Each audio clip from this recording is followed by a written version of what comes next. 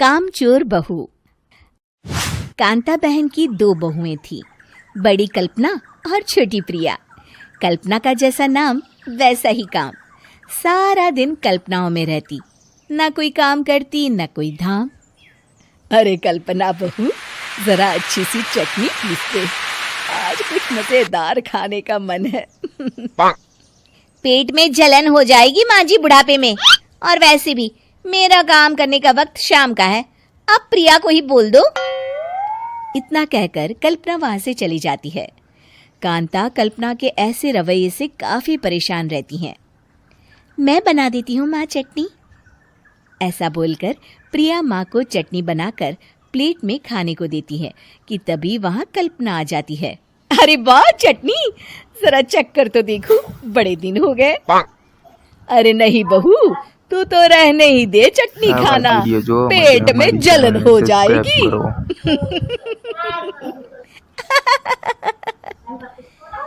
इतना कहकर कांता और प्रिया दोनों हंसने लगते हैं। कल्पना सारा दिन या तो मोबाइल में YouTube देखती या फिर सोती रहती। उसका कमरा भी बिखरा और गंदा रहता। एक दिन कल्पना का पति अशोक उससे कहता है, अरे कल्पना, जानवर भी उस जगह को साफ कर लेता है जहां वो बैठता है, तुम तो इंसान हो, कैसे इतने गंदे कमरे में रह लेती हो? देखो सारा सामान यहाँ वहाँ बिखरा पड़ा है। ज्यादा अपनी माँ का बोल ना बोलो। हाँ, कमरा तुम्हारा भी तो है, गंदा लग रहा है तो साफ कर लो। पता नहीं तुम्हारे साथ मैं कैसे जिंदगी बिताऊंगा। इतना कहकर अशोक वहां से चला जाता है। कल्पना बस खाना खाने कमरे से बाहर आती और फिर से कमरे में चली जाती।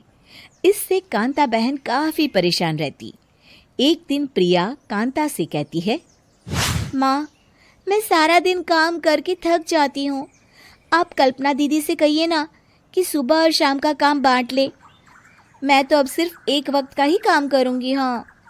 अरे तू वो भी ना करना, एक बहू तो कामचोर थी ही, दूसरी भी आ गई काम ना करने के बहाने लेकर। तभी वहां प्रिया का पति रमेश आ जाता है। माँ, मैं देख रहा हूँ भाभी कोई काम नहीं करती, प्रिया सारा दिन घर और रसोई का काम करती है, अब कुछ करो ना माँ। कांता मन में कुछ सोचती है और कल्पना के पास जाती है। कल्पना फोन पर मेकअप करना देख रही होती है। कल्पना, तुम सारा दिन बस मोबाइल देखती हो, घर का कोई काम भी कर लिया करो। प्रिया सारा दिन काम करके थक जाती है, आज से मैंने फैसला किया है, एक वक्त का काम तुम करोगी, सुबह का खाना तुम बनाओगी और रात का प्रिया। आप लोगों ने काम को हव्वा बना रखा है। अरे पता नहीं थोड़ा सा ज्यादा काम करने में आप लोग घबरा क्यों जाते हैं। और हाँ, बहुत ज्यादा प्रिया की तारीफ मत करिए मेरे सामने, बड़ी बहू तो मैं ही रहूंगी। मैं कुछ नहीं जानती, कल सुबह मुझे वक्त से खाना चाहिए, रसोई में आ जाना, वरना कल से तुझे खाना नहीं मिलेगा। अगली सुबह कल्पना रसोई में नहीं आती है। वो देर से सोकर उठती है और बाहर आकर कहती है,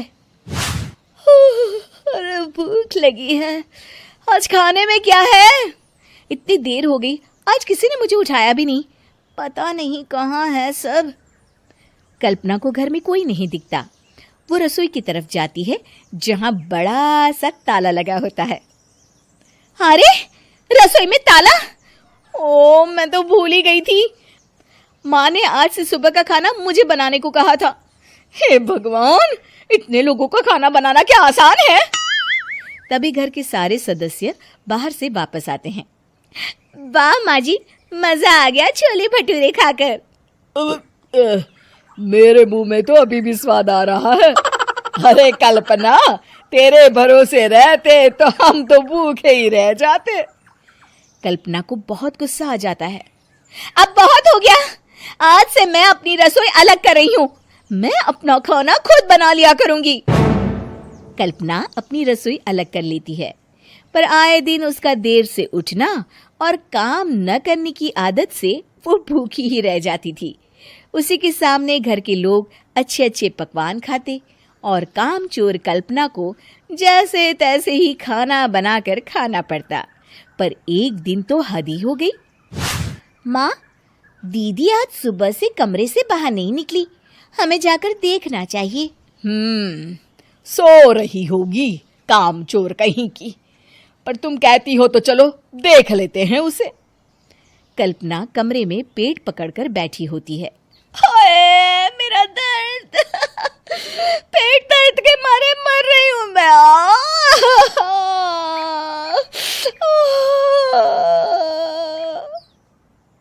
अरे दीदी, क्या हुआ?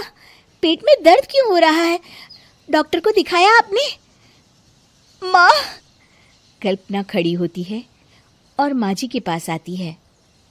मुझे माफ कर दीजिए, अब से मैं सारे काम में मदद करूंगी, कभी आलस और काम चोरी नहीं करूंगी।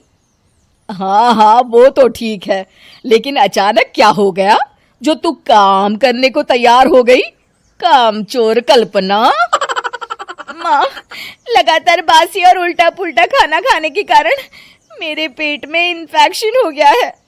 काम न करना पड़े इसलिए मैं 2 दिन का खाना एक दिन ही बना लेती थी। बासी और खराब खाना खाने के कारण लेने के देने पड़ गए। पेट में दर्द हो रहा है। આવા જ વિડીયો જોવા માટે અમારી ચેનલને चलो લાઈક અને अच्छा સબસ્ક્રાઇબ हुआ, કરો। देर आए दुरुस्त आए।